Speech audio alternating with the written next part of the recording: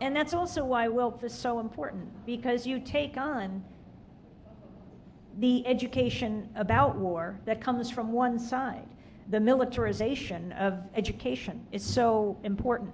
The whole programming you're doing around ROTC. We live in a globalized world, yet it is so difficult to get information. We are so insulated in this country. But because he was trying to get into Canada, the family, they picked up the story. Our motto at Democracy Now!, by the way, is steal this story, please. We call it trickle-up journalism. We need the microphones pointed in the right direction, not just amplifying the voices of those in power. We have a responsibility as journalists. There's a reason why our profession is the only one explicitly protected by the US Constitution. We're supposed to be the check and balance on power. We're supposed to be holding those in government accountable. It's our responsibility. In this high-tech digital age with high-definition television and digital radio, still all we get is static. That veil of distortion and lies and misrepresentations and half-truths that obscure reality. When what we need is the dictionary definition of static. That's what we need the media to give us. The dictionary definition of static. Criticism, opposition, unwanted interference. We need a media that covers power, not covers for power. We need a media that is the fourth estate, not for the state. And we need a media that covers the movements that create static and make history.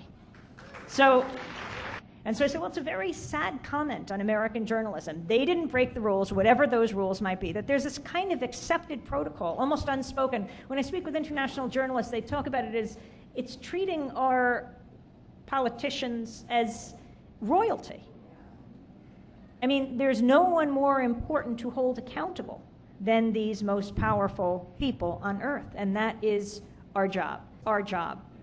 Whether we're journalists or whatever walk of life or profession, whatever activism you're involved with, we have an awesome responsibility in this country. We do come from the most powerful country on earth. What we do matters. A few years ago, I interviewed a woman from Guyana about globalization. And at the end of our conversation on Democracy Now!, I thanked her, and then the music swells the break, and we switch out the guests. And if we keep the music on for more than a minute, it might just because I like the song, or it's because someone trips over the microphone or something. But then we were bringing in people to speak about the U.S. elections, and she wouldn't get up. And I said, we're done with the conversation, thank you so much. And she said, no, I'll be a guest in this next segment. And I said, why? You're from Guyana. We're talking about the U.S. elections. And she said, I believe everyone in the world should get to vote for President of the United States. And it's such an important, profound point. She doesn't get to vote, but you all do. And that's why it's absolutely critical that you be involved. You may not think that the presidential candidates represent your point of view, or maybe you thought they did, and increasingly, especially in the last week, are wondering, my God, what's happening? But start at the grassroots level. Your local school board, your library board, state legislature. Maybe you want to run, maybe a friend, maybe someone that you just hear representing your point of view and you want to get out there and support them. And eventually it'll come to a point where you do agree with most things that perhaps a presidential candidate or perhaps yourself running for that office. Whatever you do, you have to start now. This could be the most important election ever. And people all over the world are depending on you. Don't use the moment that you might see a presidential candidate to shake his hand. Shake the system. Make a demand. It's absolutely critical. They respond to you, especially when you are in great numbers. And when they're changing their position, it's because someone else made a demand. I do think President Bush has managed to unite people across the political spectrum against him. There are so many wonderful stories of people, young and old, who are standing up and being here in the midst of the floods. I mean, It is truly amazing what's happening around the world right now. I mean, you have the fires raging in California, the redwoods going up in flames. You have the torrential rains in Sichuan province in China, where the earthquake already struck. You've got the drought in Australia. In New York, we had a terrible heat wave that killed a number of people. Yes, these are all connected with two words. Well, on television, one of the networks calls them severe weather. CNN calls it extreme weather. They're using two words, but the two most appropriate words would be global warming, would be climate change. And it matters, and it's threatening the globe. It really matters when people stand up. It inspires many others to stand up.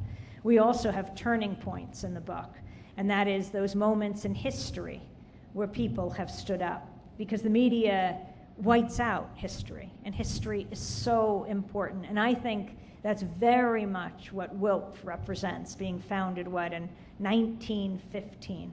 How important that stretch, 93 years, understanding what it means to fight for peace for so many decades, and to understand movements and being part of and collaborating with different movements.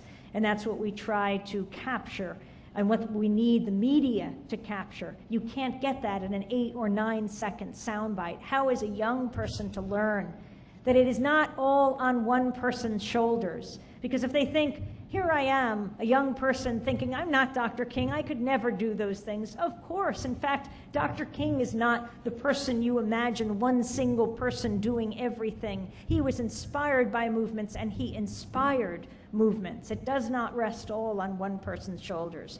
You look at the turning points in history, like the kids in the Soweto uprising in 1976 in South Africa. You look at Daniel Ellsberg, right? He's this top-level Pentagon official, RAND Corporation official, who sees all these peace protesters outside, and behind him is a vault filled with thousands of pages of the secret history of U.S. involvement in Vietnam. And he knows if they ever see the light of day, they could help end the war in Vietnam. The problem is he's got the key. He's got the combination. And so he opens the vault, and he Xeroxes those pages, and he gives them to the New York Times. The pictures show the images. Could you imagine if for just 1 week we saw the images of war in Iraq? Could you imagine if across our front pages of our newspapers, if the top stories of every network newscast showed the babies dead on the ground, the women with their legs blown off by cluster bombs from Iraq to Afghanistan to Lebanon? If the pictures, if the videos showed the soldiers dead and dying for just 1 week, Americans are a compassionate people. They would say, no, war is not the answer to conflict in the 21st century. I'll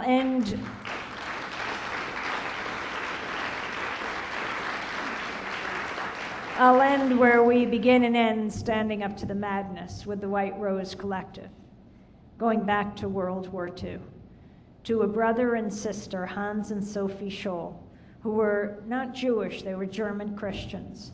And they thought, what can we do in the face of the Nazi atrocity?